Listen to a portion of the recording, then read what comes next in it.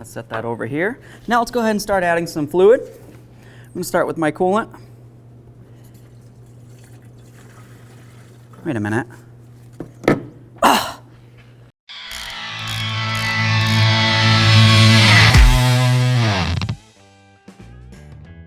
man, I can't believe I did that. Wrong fluid inside the reservoir, of course.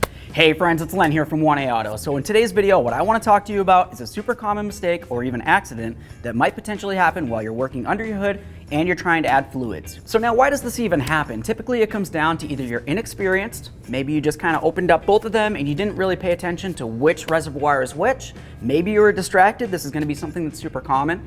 Typically when we're working on our trucks or automobiles, we're essentially going to have a buddy hanging around. We like to talk, we like to chit chat, and of course get a little bit of work done at the same time. Unless of course, well, you make this little accident right here, and then it's really not too big of a deal. It's definitely not the end of the world, but it is something that we need to talk about. So now this could play out in a couple different ways. The first way that I want to talk about though is essentially you went ahead and you added maybe a little bit of coolant or even somehow a little bit of oil to the washer fluid reservoir, but you have not actually used the washer fluid pump at this point. The reason why it's super important that we haven't actually used the washer fluid pump at this point is because we don't want to go ahead and circulate any of the contaminated fluid throughout the rest of our washer fluid system, meaning the pump, the hoses, or even out of those washer jets that are either coming out of your hood or your cowl. Essentially, we don't want any of that fluid getting onto your windshield. So now if this has happened to you and you haven't used the pump or even circulated any of the fluid throughout the washer fluid system, this is going to be a little bit easier overall. You caught it ahead of time, so we can take care of it ahead of time. What I generally like to do is go ahead and empty out the washer fluid reservoir as much as possible.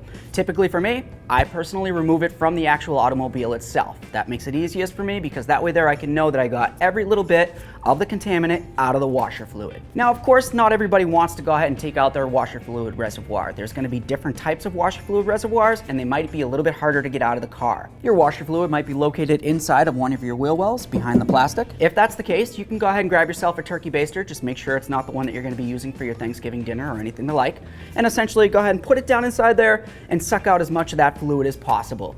Essentially, once you get out as much of the fluid as possible, go ahead and take a garden hose and maybe some sort of degreaser, but you definitely don't want to use something that's going to damage the paint, so it has to be car safe. Overall, if you wanted to use a little bit of dish soap with that garden hose, you can go ahead and spray it in there, and then of course it's going to mix around and degrease everything. You're going to need to go ahead and get all that soap out of there, so don't use too much soap. You don't want to have foaminess coming out of your washer fluid lines after you're done all this. Now, of course, like I said, for me, I would go ahead and remove the washer fluid tank. Before I went ahead and did that though, I would drain it. Essentially, if you were to look at the bottom of the washer fluid reservoir, you're going to be able to find where the pump is, because what we're going to want to do at this point would be to go ahead and remove that washer fluid pump from the tank itself. The reason why I'd want to do this is of course so I can clean up the pump the best I can before any fluid got washed up and in through there, because of course if any of the contaminant, whether it was oil or coolant, made its way into that pump, just sucking it out of the reservoir itself probably isn't going to help me out in the long run. So now once you went ahead and you got all this out of there and you made sure that there was no more soapy bubbles or anything like that, you could of course go ahead and put it all back together.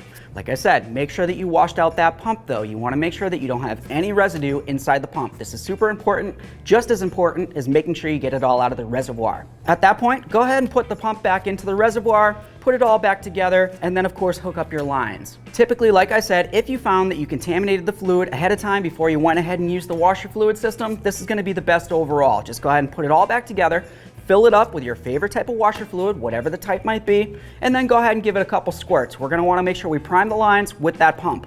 Also double check the windshield just to make sure you don't see any rainbows. So now let's talk about the second thing that might potentially happen. Maybe you weren't the actual one that made the mistake.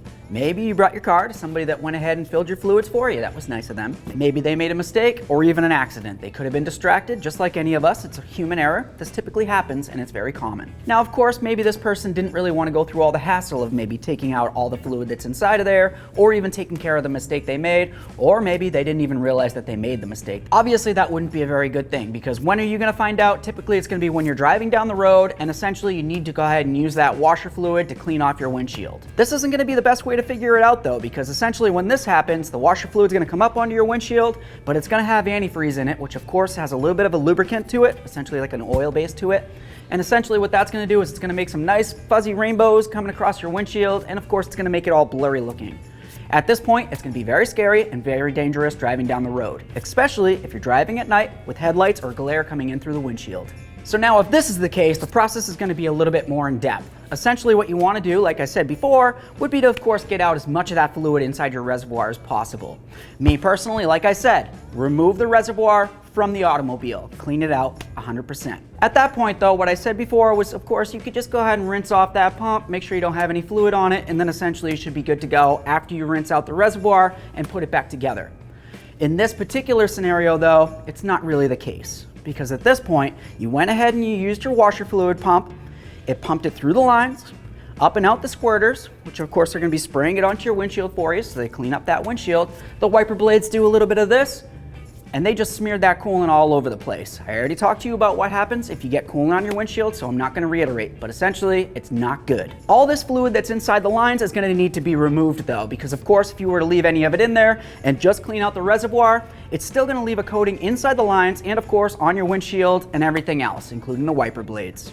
If you were to leave it on there, you're going to have an issue with visibility, and of course it's going to be very annoying and unsafe overall. So essentially what you want to do is go ahead and flush out the system the best you can. Use, like I said, a mild degreaser, but definitely don't use something like dish soap. Let's imagine that I just went ahead and I cleaned this out and I put in some dish soap and everything looks nice and pretty. Well, under pressure from the pump, all that's going to be getting shot up through your lines and out through those nozzles. Now you're going to have a nice little bubble bath coming shooting at your windshield, which of course probably wouldn't be very good overall either. So essentially, if this was the case, you'd want to just continue flushing it out the best you can. And of course, if you have access to be able to put this fluid into a cup of some sort, that's going to be the best overall. Theoretically, if you could, you can come up to where the hoses actually meet onto the backside of your nozzle. Go ahead and use a pick and try to get those hoses off of there. Take the hoses and put them into a nice collection bucket. And then of course, go ahead and run that washer fluid pump with the brand new fresh fluid inside there. Whether it's just the water with the light degreaser, or even at this point, if you happen to just use washer fluid because you didn't feel like doing that last process. But essentially what we want to do is try to catch any fluid that might come out of it in case, like I said, it has a contaminant such as oil or even coolant in it. We don't want it getting it on the car or in the environment. So now you got it all figured out. Good for you. I hope everything's going to be perfect. But don't forget about cleaning that windshield and especially your wiper blades.